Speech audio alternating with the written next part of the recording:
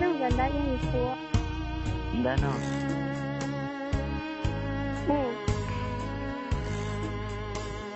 Chà, sắp thế rồi, tôi sẽ khai anh ha.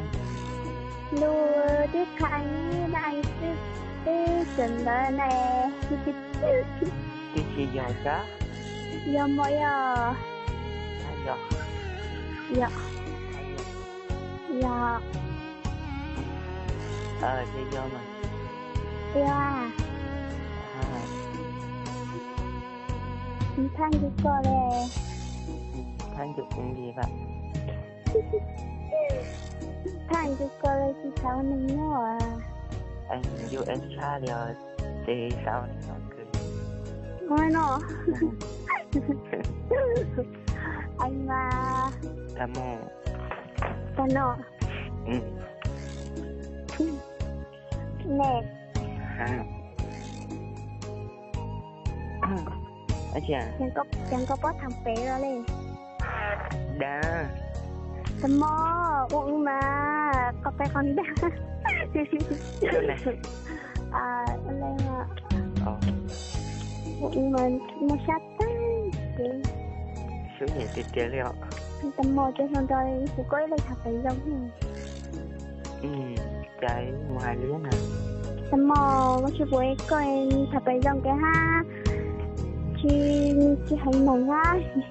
Không hay là kiểu như là chị con lên trần về cũng sẽ có cái giống này. Để hả nó? Cái chú có được thay vào thành cái nhà thật về đó chị thật về do nó cái chuối chân cái chuối cứng như chưa. Nó người nhận ha.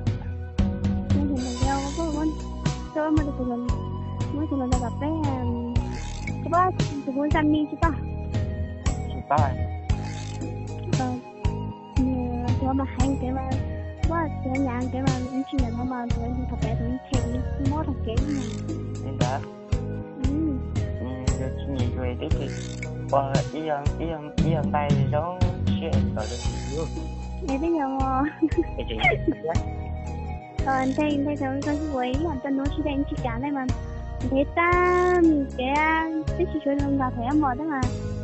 Thật không thành cái không có bao nhiêu phải được trên cái chứ các bạn nhìn trên nhà nó tháng cái cái gì đang sai đây các bạn nhìn nó tên mỏ cho cái sai một con mình trên chiếc tải quốc thao mình chơi nhìn là bao nhiêu đi mẹ lại về đến nhà chưa thấy mất càng ghê đúng không nhìn tôi từ gần đây thấy tôi những chiếc thái ra sao mà tụi anh đây thằng bé chứ theo khoai anh đóng màu Đấy là phải à? căng thẳng đúng không? Thôi, anh đi chiều muốn được chiều.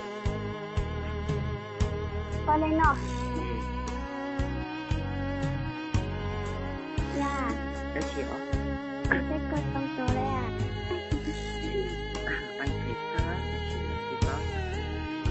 Thì đó là dạng nhạc con xe anh lên chiều.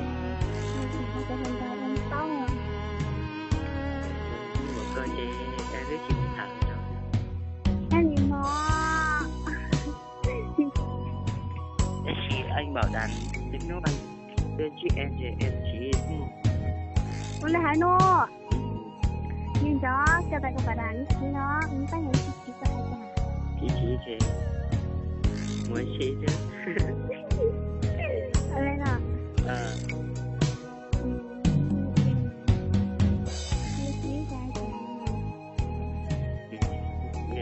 Đây là anh tôi xin anh. Tôi xin đi đây. Mấy cái này thì giờ chết tôi tháo rồi. Thế tập nha. Sao là bé người hiệnตัวแล้ว Nguy hiểm không? Em chưa có nói rằng bé người hiệnตัว Thế thì anh đưa đứa nấu thì tôi nói đâu rồi?